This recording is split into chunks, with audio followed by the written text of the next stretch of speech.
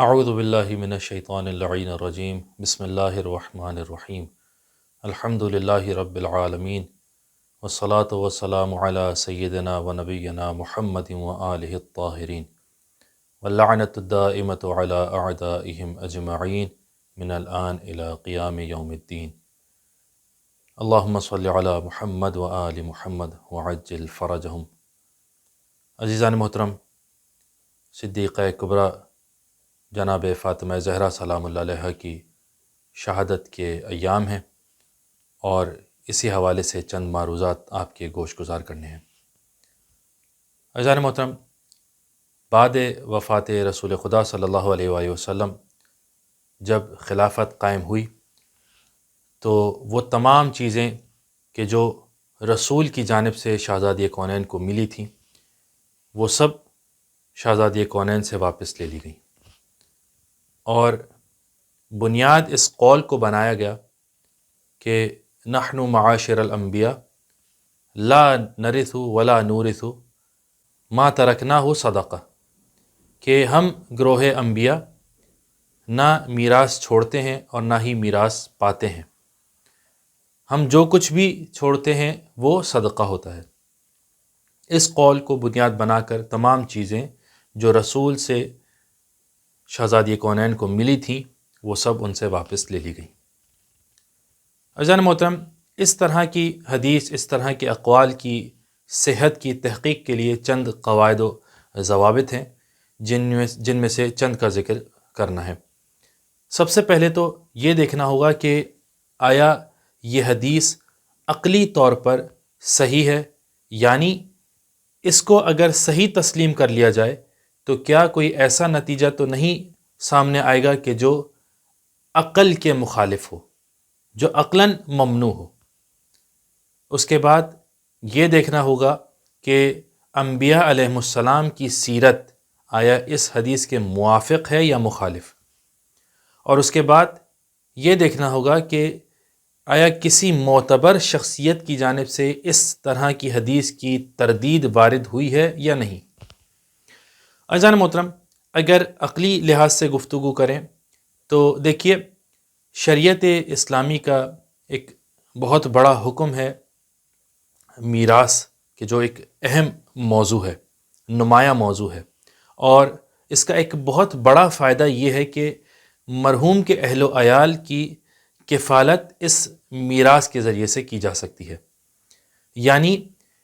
میراث کے جو مرحوم کے دنیا سے گزر جانے کے بعد اس کے اہل و عیال کی طرف منتقل ہوتی ہے، اس کے اہل و عیال کو حاصل ہوتی ہے، اس مال کے ذریعے سے دنیاوی اعتبار سے اس مرحوم کے اہل و عیال کی کفالت میں ایک حد درجہ معاونت ملتی ہے، اور یہ ایک بہت بڑا دنیاوی اعتبار سے بہت بڑا فائدہ ہے۔ یعنی مرحوم کے اہل و عیال مرحوم کے اس دنیا سے گزر جانے کے بعد دنیا کے رحم و کرم پر نہیں رہتے، فقط دنیا کے رحم و کرم پر نہیں رہتے۔ عزیزان محترم،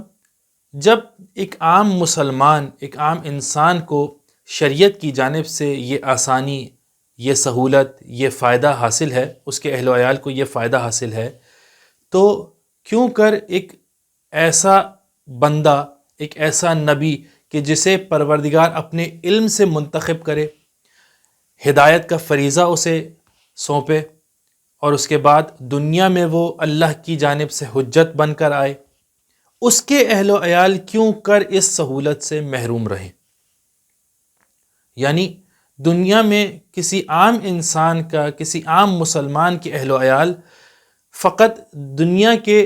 رحم و کرم پر نہیں چھوڑے جاتے، میراث ان کو ملتی ہے، مرحوم کی میراث ان کو حاصل ہوتی ہے، تو کیوں کر ایک ایسا بندہ، ایک ایسا برگزیدہ عبد کہ جسے نبوت کا درجہ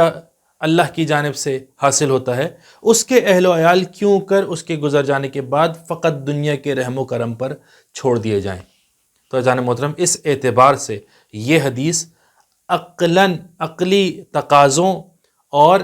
عدل الہی کے خلاف نظر آتی ہے۔ اس کے بعد اگر اس اعتبار سے گفتگو ہو کہ گزشتہ انبیاء کی سیرت اس حدیث کے موافق ہے یا مخالف، تو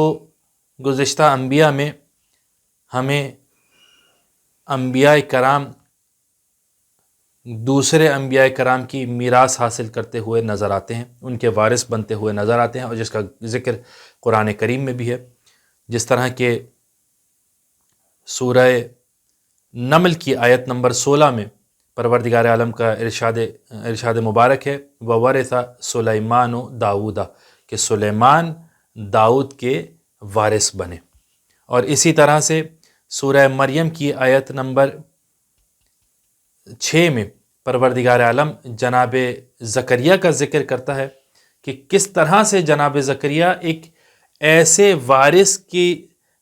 کو طلب کرتے ہوئے نظر آتے ہیں، ایک ایسے وارث کے حوالے سے دعا کرتے ہوئے نظر آتے ہیں کہ جو ان کا بھی اور آل یعقوب کا بھی وارث بنے۔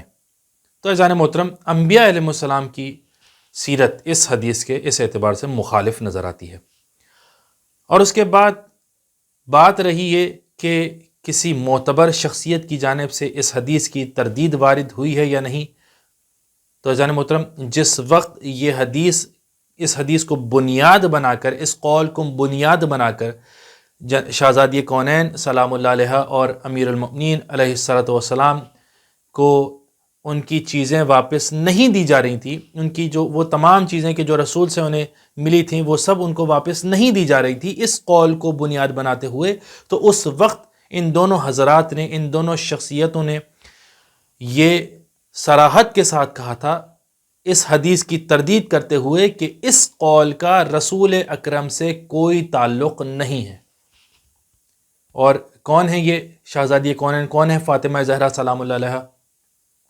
جن کے بارے میں ام المؤمنین جناب عائشہ یہ کہتی ہوئی نظر آتی ہیں کہ رسول کے بعد اگر کوئی صادق نظر آیا، جس طرح سے رسول صادق تھے،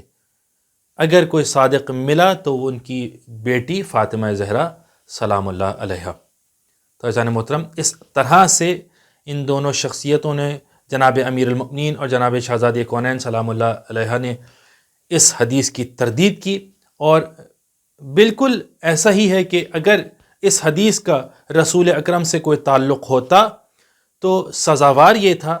ضروری یہ تھا کہ رسول اکرم کسی اور کو بتانے سے پہلے اپنے اہل و عیال کہ جن کے بارے میں یہ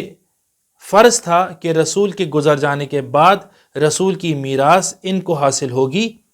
ان کے سامنے سب سے پہلے رسول اس بات کو بیان کرتے کہ دیکھو میرے جانے کے بعد میری جانب سے کچھ بھی میراث تم لوگ نہیں پاؤ گے۔ اور اس کے علاوہ یہ وہ ہستیاں ہیں کہ جنہیں پروردگار عالم کی جانب سے درجہ عصمت ملا ہے، اور پروردگار عالم کی مشیت کے مطابق ان کا ہر کام ہے۔ اگر یہ تردید کرتے ہوئے نظر آتے ہیں تو یقیناً رسول اکرم کا اس قول سے کوئی تعلق نہیں ہے۔ آخر میں پروردگار عالم سے دعا ہے کہ پروردگار ہمیں حیات کے آخری لمحے تک امیر المؤمنین علیہ الصلوۃ والسلام کی ولایت پر ثابت قدم رکھے، اور ان کی ولایت کی حفاظت اور اسے نشر کرنے کی توفیق عطا فرمائے۔ وآخر دعوانا ان الحمد للہ رب العالمین۔